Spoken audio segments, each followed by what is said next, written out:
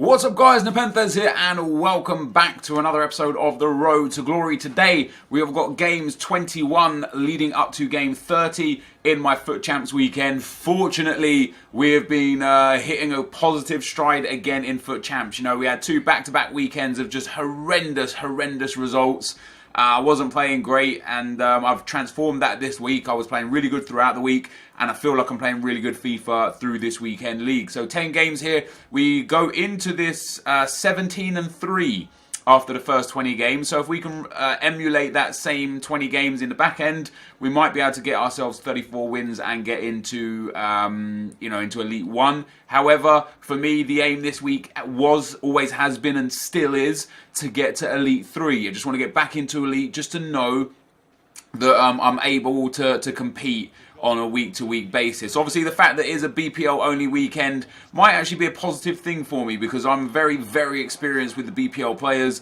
I have a lot of high-end BPL players, and it's going to be interesting to see how I fare in next weekend's weekend league that requires Bundesliga or La Liga players only. I have built a pretty intense team, and we're going to play with it this week through Division 1 to see that I can compete with that, make some changes where necessary, and see about having some reserves and some backups and stuff. But in general, I feel like I'm just playing good FIFA, you know, real good FIFA. As per usual, guys, thank you very much for the support on the video. If we could drop a thumbs up on today's episode, that would be sick. We've been hitting generally over like 4,000 likes per episode. Let's try and raise the bar a little bit and start trying to hit over 5,000 likes per episode. So if you're on the video right now, if you're watching and it is below 5k likes, just drop a thumbs up. Let's try and hit that 5k as a low end set of likes. Let's just put you guys to task with that.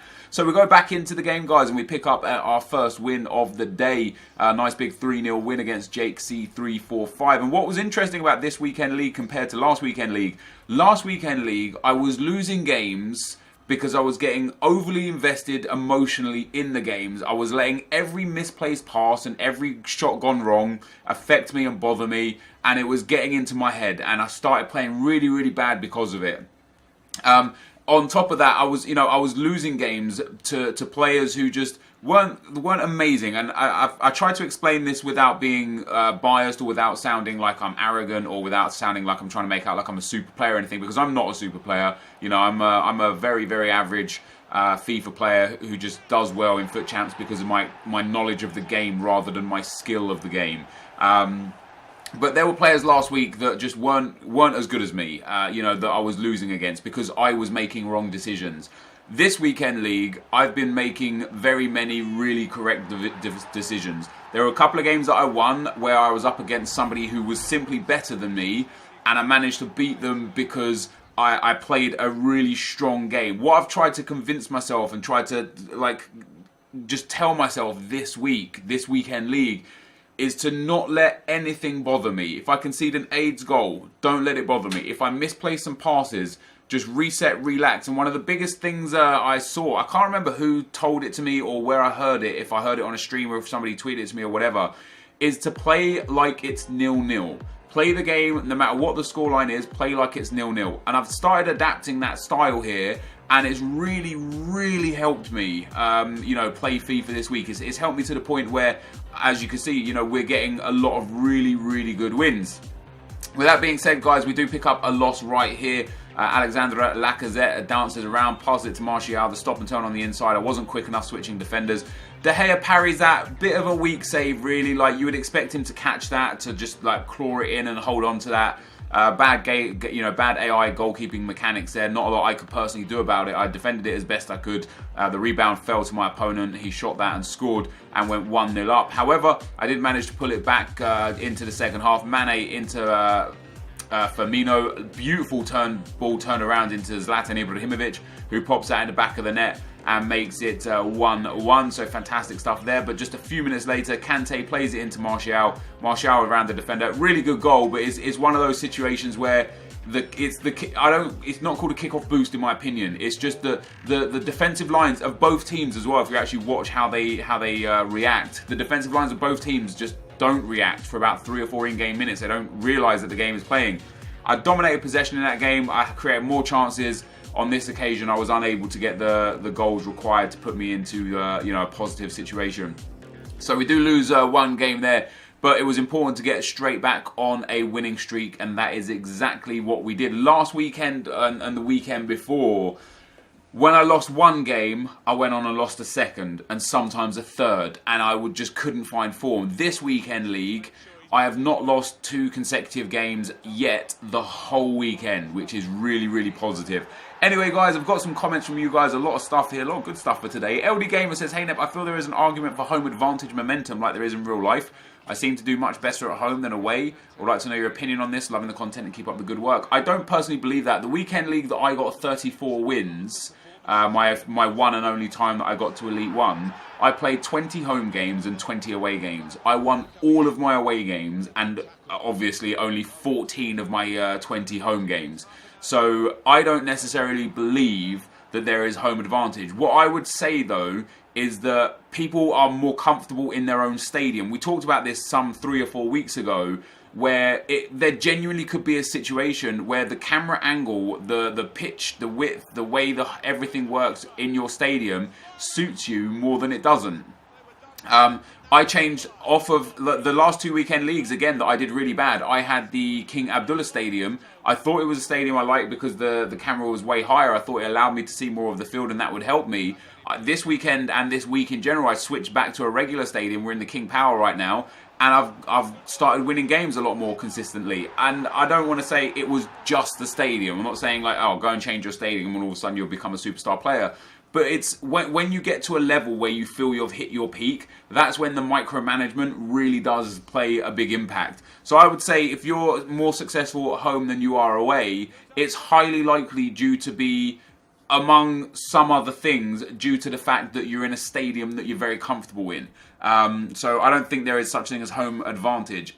Sean Moy says, "Do skill moves and weak foot get upgraded?" Talking about upgrades and downgrades or rating refreshes. Historically, skill moves have been upgraded, but it's very, very rare. Only the odd player here or there usually gets a skill move upgrade, and weak foot does not get touched. So I would expect EA to follow the same kind of path this year as well.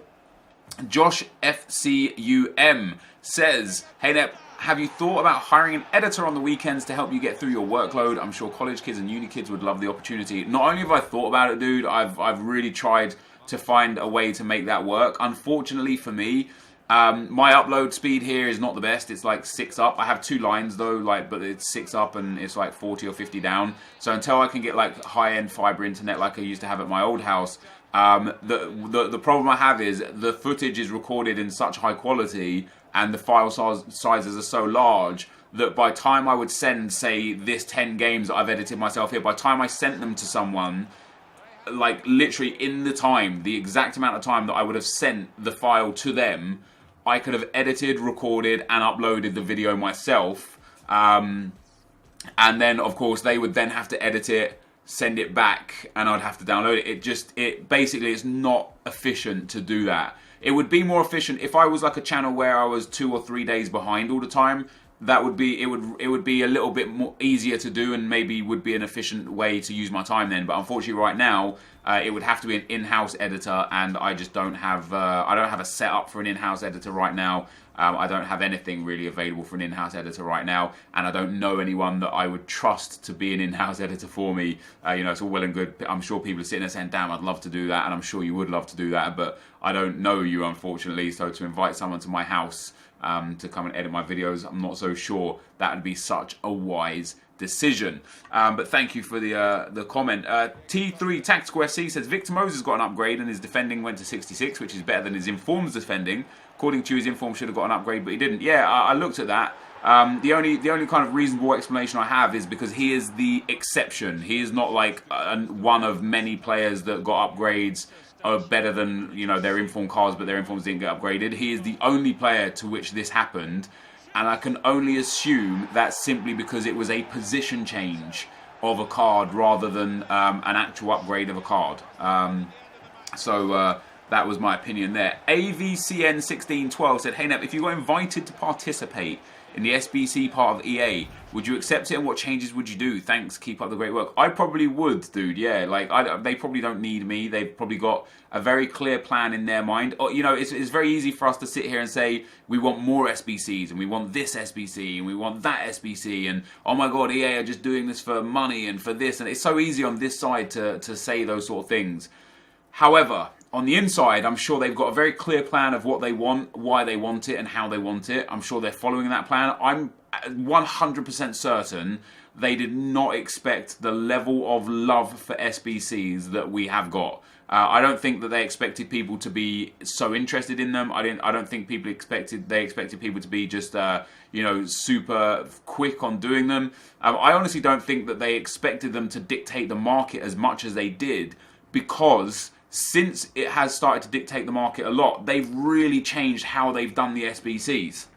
For example, marquee matchups historically, like around the first sort of month or so, required, like, you know, if it required, like, let's say the you know, they had a Melbourne City versus Melbourne Melbourne Victory marquee matchup, and it required like 5 Melbourne City players and 5 Melbourne Victory players.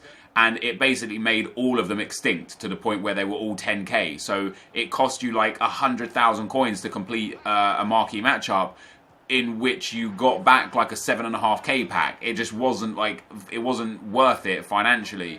And they saw that, and they saw the effect that had on the market. So what they did going forwards is they changed the requirements for that. So the next time there was a Melbourne versus Melbourne marquee matchup, it only required 1 of any of the Melbourne clubs, and then just 10 you know, Hyundai A-League players, and that was it.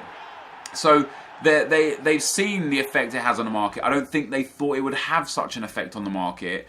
But to answer your question, I would love to be involved in the SBC side of FIFA. I have a lot of ideas as to what could be good. You said what changes would I do? I mean, first of all, as we've discussed primarily a lot over the last few weeks, I would add like a fitness upgrade, healing upgrade items. I would add what would be called a trash plan, which is coming to FIFA Mobile, where basically any items that you don't want, you can trade them for something. So for example, you could trade any 10 items, literally any 10 items, for a gold player. Could be a common gold or a rare gold. It's untradeable, just a gold player. So for someone like me, where I have 2,000 bronze contracts sitting there doing nothing, I could trade those over and over and over and get myself 200 gold players. With those 200 gold players, I could use that, and so on and so forth. I think trash plan would be quite good. I think there's room for a lot of SBCs. I would like a daily SBC, something very basic, very generic, that just gives, you know, what we ask for is reward the player, not the payer, right? Reward the person that plays your game. And on that note, what I would like for that would be something like, instead of like them releasing marquee matchups, or instead of them giving for the first game of the day giving a 5k pack, just have every day an SBC that refreshes every 24 hours, one for a 5k pack, one for a 7.5k pack, and one for a 15k pack. So every day if you log on, you got to trade in something. So for the 5k pack, you got to trade in 2 gold players on 10 chem each, so 20 chemistry. For the 7.5k pack, 3 gold players, and for the 15k pack, 4 gold players. So every day you get to trade in some of your unwanted players for a pack that will probably generate you, again, unwanted players. Make those packs untradeable as well, so the consumables don't go on the market and don't get sold, and the players don't go on the market and get sold. But just something like literally just throw away SBCs that will keep people coming back, that will make use of the cards that don't get used. That's what I would do. I would create as many SBCs as possible that were repeatable, that were useful, that were fun, that would genuinely make use of the cards that we absolutely never use in FIFA. Not only would it help the market, it would help value those cards, but it would just give people a lot more to do, especially during the week when there's no FUT champs. You know, on the weekend it's just FUT champs, FUT champs, FUT champs, FUT champs, FUT champs. But during the week, it's a little bit stale. You just have Division 1 and that's it. But I don't know. I could probably sit down and make an idea of a lot of things that I would do for SBCs. But I don't really want to sit here and do that on video, because they might just take my ideas, and that's not okay. Although that actually would be quite okay, because I would more than happy have the ideas that I put forward to be put into FIFA. But yeah, so that's kind of the situation that I'm at right there. G Drills Jr. says, Nep, I'm a decent FIFA player in Division 1 and I can't seem to get past Gold 1. Any tips? Thank you very much. Love your vids. Keep up the good work. Dude, if you're getting into Gold 1, you are an exceptional FIFA player. Make no mistake about it. It's very difficult to get into Gold 1. A lot of people that watch me play, I was streaming on my my pack-only account last night, and a lot of people that were watching me play, they struggled to even qualify, and they were amazed by how well I was doing with an absolutely shocking team. And I was saying, like, you know, I would love to get to Gold 3 with this account. And people were, like, genuinely stunned that with the team that I had and with the teams that I were playing against, that I was contemplating being able to get up to Gold 3 with an account like that. Like, you know, if you're getting to Gold 1, you're at most 4 wins away from getting into Elite. And Elite makes you an elite player. It considers you one of the best, if not, you know, well, definitely one of the best top 1,000 players on the game, and that's exceptional. I wouldn't say Gold 1 is something to be disappointed in, dude. I think Gold 1 is pretty damn good. This game here, guys, I went 2-0 up. I was generally in control of the game. I conceded a couple of really poor goals from me. I gifted him that goal of Gabriel Jesus that got him back into the game. This was really poor defending from me. I rushed, I slid in, well, I like lunged in with a tackle there. Everything seemed to pull my opponent's way, and I went from 2-0 up and then 2-1 up in the 87th minute and lost that 3-2. That's really, really poor from me. I was quite annoyed with myself that I let that guy get back in. You know, I think he only had 4 shots the whole game.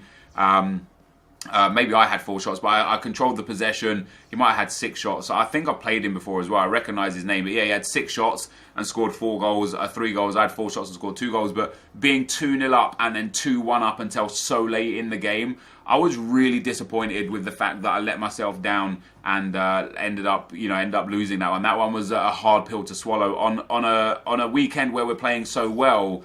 That was a mistake from a week ago. You know, a week ago I was making those mistakes, lunging in with tackles and such. That's all I was doing. As we go into the last game, though, guys, I'll take one more comment from It's Hard. Says, hey, Nep, I thought of an idea which is linked to COD. You know how you can prestige guns, etc. Why don't that once you play 100 matches with a player, you'll be able to prestige that player, deducting all their goals and assists, but you can upgrade one of their attributes. Might be stupid, but YOLO, love the vids and keep cool. I love these sort of ideas, you know. This is Ultimate Team. It's a fantasy-based game mode. You're supposed to have fun, and it's, you know, when you say Ibra is a 90 rated card and he has a 93 rated man of the match card, if with your 90 rated card you play 100 games and then you can prestige him and increase one attribute, it's still not as good as his upgraded or next best card or whatever. So what difference does it make, you know? I would love to see things like that in the game, you know, all sorts of things like prestige and advancements and improvements and temporary boosts and stuff. I know there are attribute cards, but I would love it that if there was a situation where, you know, if you score a certain amount of goals with a player, their shooting goes up for 5 games. So let's say you score 10 goals with a player, they get +1 on shooting for 5 games. And then when you score 25 goals, they get +2 shooting for 5 games. So every time you score like a key amount of goals or a key amount of assists, or for defenders, tackles and clean sheets, and goalkeepers for saves, they get just temporary boosts, like playing essentially with form, you know. I would love to see that. But anyway, guys, our game 30 was a nice 4-1 rage quit from... Oops, there goes my headphones. 4-1 rage quit from my opponent. I was happy to get that win after suffering that devastating loss in the last game. That leaves us 25-5 over the 30 games. I'd say that's a relatively fair reflection on where I should be. There were 2 or 3 games that I wasn't as good as my opponent, but I managed to scrape wins. And there were 2 or 3 games where I was better than my opponent and I let myself down to lose. So that instance, it was probably fair. And then there was like a couple of games where I lost just because I was outplayed. But overall, I think on the grand scheme of things, it has weighed itself up very, very nicely. And 25-5 is where I sit. So I only need 4 wins from the remaining 10 games to get elite. If I choke this, I'm done playing FIFA. I'm done playing FUT Champs on this account. I just won't play anymore. If I choke this, if I can't win 4 out of 10 games, I do not deserve to play FUT Champs on this account anymore. Ideally, I wouldn't mind getting, you know, the 8 wins and getting into Elite 2 just to get those extra coins.